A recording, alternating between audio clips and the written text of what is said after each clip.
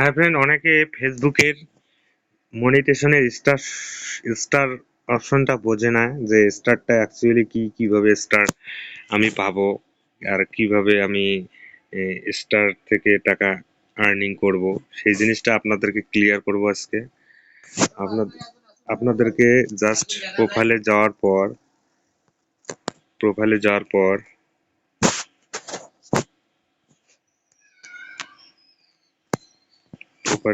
পর প্রফেশনাল ড্যাশবোর্ডে যাওয়ার পর নিচের দিকে স্ক্রল ডাউন করে এই যে মনিটেশনে ক্লিক করার পর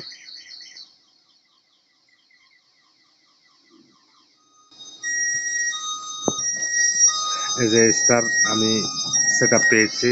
হুম, যদি এই স্টার কেউ আমাকে গিফট করে তাহলে আমি কি টাকায় আর্নিং করতে পারবো।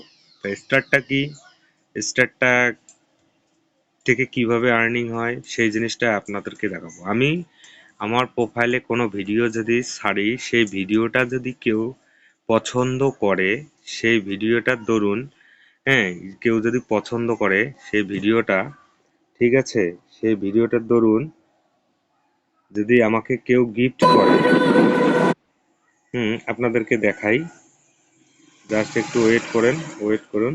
এই যে যেমন এই ভিডিওটাতে গিফট অপশন আসছে, সেই রকম আমার স্টার চিহ্ন মনিটেশনে যে স্টারটা দেখালাম, আমি সেই সেটআপটা পাইছি। আমার ভিডিওতে এই যে গিফট চিহ্নটা আসবে, এই গিফটে যদি আমি ক্লিক করি, এই যে সেন্ড ফর 30 টাকা, আমি যদি এই 30 টাকা পে করি তাহলে যে ভিডিওটা ছাড়ছে তার ওখানে স্টার হিসাবে, ওই হিসাবে এদের কোম্পানির, মেটা কোম্পানি হিসাবে সেই 30 টাকা হিসেবে স্টার, একটা স্টার বা দুইটা স্টার বা হাফ বা তারও অর্ধেক, এইরকম সিস্টেমে তাদেরকে দেওয়া হয় যদি আমি গিফট করি। এটাই হলো স্টার।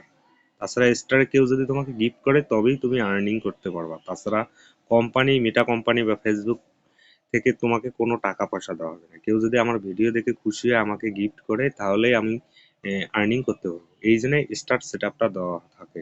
স্টার স্টার এর এটাই মেন জিনিস, আর কিচ্ছু না।